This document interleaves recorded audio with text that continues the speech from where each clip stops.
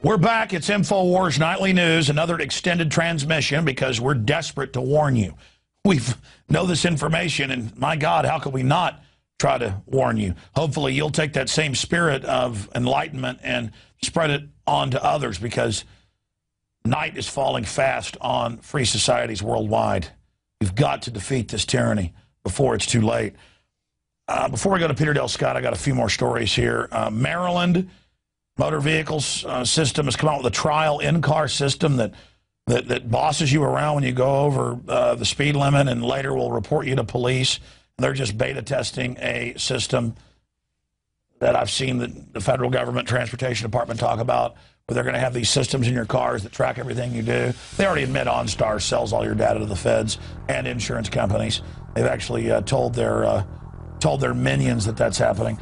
Here's a letter we were sent where one of our listeners has basically begun to opt into being part of the system. And that's all up at Infowars.com.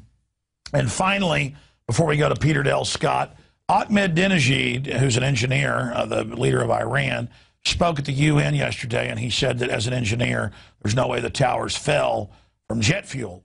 Well, what about Building 7? It wasn't even hit by an aircraft.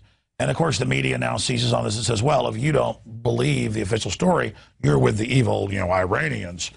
I don't know. I'm with physics. I'm with common sense. And I also know that the BBC reported Building 7 had fallen before it fell with the official story. And I have video police saying, get back, the government's going to blow up Building 7. So the media likes to focus on the two towers, which are clearly controlled demolitions as well. But Building 7, which was hundreds and hundreds of yards away, wasn't hit by an aircraft. So here's a clip of Ahmadinejad.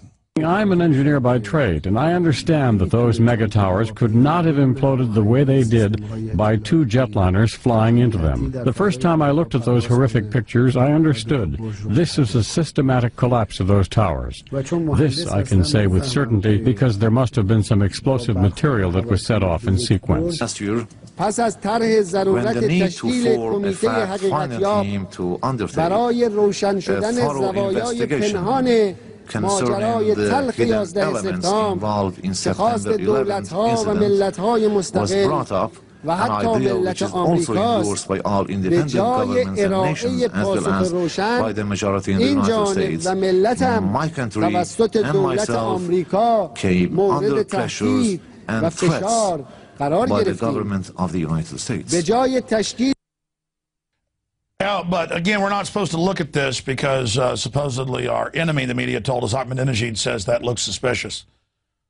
And of course, we've got even other clips of it where you can see the bomb blast going off. We're supposed to just completely buy into the official story. Of course, the owner says he blew it up in a controlled demolition. Oh, there's some video of it right before it. Oh, look, blast points. Oh, and the exact points where a controlled demolition charges will be placed.